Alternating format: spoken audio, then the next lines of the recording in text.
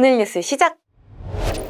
전 세계 흑연 생산량의 60%를 차지하는 중국이 최근 발표한 수출 통제 조치. 당장 12월부터 중국 상무부가 고순도와 고강도, 고밀도의 인조 흑연 재료 제품, 또 천연 인상 흑연 제품을 통제 대상에 올리면서 한국 배터리 업계 발등에 불이 떨어졌었죠. 그런데 포스코 인터내셔널의 파트너사인 캐나다의 광업회사 넥스트소스 머터리얼즈가 돌파구를 찾은 것 같습니다. 마다가스카르 광산에서 생산한 흑연 선적을 완료하면서 흑연 공급망 다각화 행보가 빛을 발하게 됐죠. 넥스트소스는 23일 몰로 광산에서 처음으로 대규모 흑연을 생산, 선적했다고 밝혔는데요. 이 선적된 흑연은 익명의 파트너사로 인도해 구형 정제 흑연으로 가공한 후 재가공을 거쳐 코팅된 구형 정제 흑연 CSPG로 완성됩니다. 이 파트너사는 테슬라와 토요타 등 여러 OEM으로부터 검증받은 흑연 가공 기술을 보유한 것으로 알려졌고요. 더불어 넥스트소스는 가공 기술 특허에 대한 독점 사용권을 보유하고 있습니다. 이처럼 양사의 시너지를 통해 CSPG를 생산하고 배터리 소재 회사에 공급을 모색한다고 하는데요. 이번 선적이 중국발 리스크에 대응할 수 있을지 귀추가 주목됩니다. 자세한 내용 조태현 기자가 정리했습니다.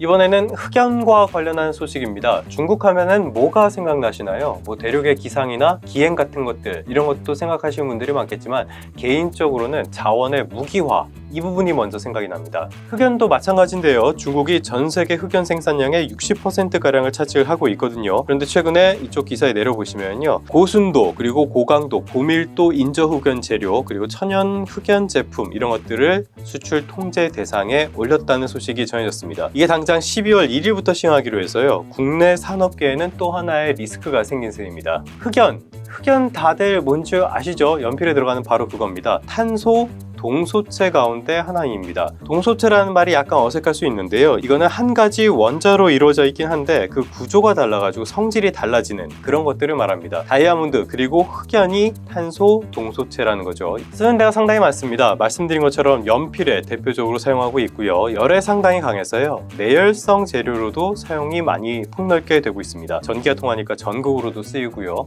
하지만 우리에게 관심이 있는 것은 바로 2차 전지죠. 리튬 이온 전지의 음극 재료로도 쓰이고 있습니다. 얼마나 쓰이냐? 예전에 나왔던 더구로 기사 보면서 설명을 드리도록 할게요. 예전에는 흑연이 철강 산업에 주로 사용이 됐었는데요, 전기차 판매량이 늘어나면서 지금은 수요가 그쪽으로 많이 늘어난 상태입니다. 전기차용 흑연이 전체 시장의 50% 이상을 처음으로 차지했다고 해요. 근데 얼마나 들어가냐? 한 대당 평균적으로 흑연 50에서 100kg이나 들어간다고 합니다. 이게 리튬의 거의 2배 수준이라고 하네요. 이렇게 수요가 늘어나니까 2025년도부터는 공급 부족 문제가 불거질 거라고 합니다. 이게 중국 입장에서는 그야말로 논하는 상황이라고도 할 수 있죠. 수요는 늘어나는데 공급은 부족하니까 그만큼 가격이 올라가게 되겠죠. 그러니까 이 자원을 팔아서 돈을 번다는 점, 이 점에서 도움이 될 것이고요. 무엇보다 이 자원을 통한 무기화가 아주 용이해졌다는 점에서 이 부분도 논하는 부분이라고 할 수 있겠습니다. 이번 통제는 미국의 반도체 수출 통제, 이 부분에 대응하기 위한 개념이겠지만요, 당장 피해는 배터리 강자인 일본, 특히 우리나라가 받을 가능성이 커 보입니다.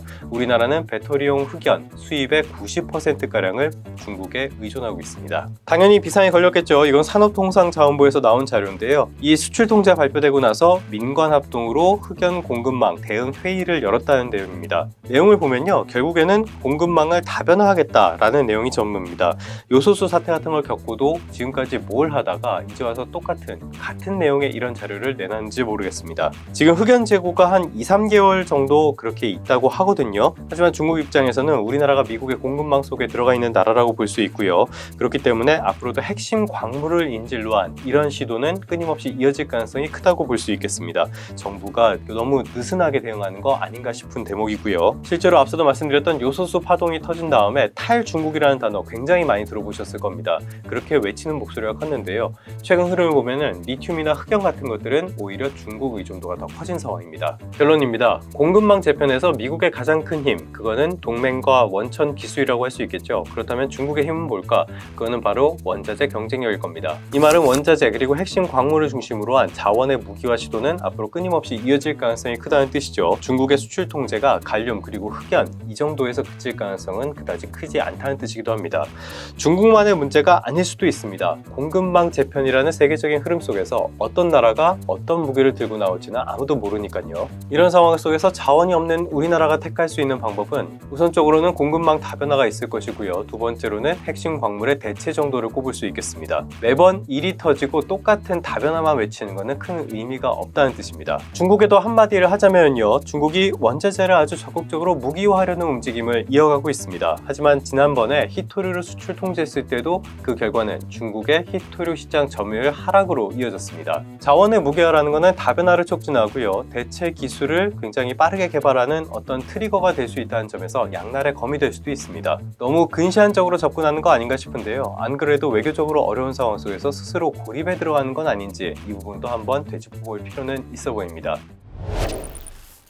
그러면 성공 투자하시고요. 다음 시간에 다시 뵙도록 하겠습니다.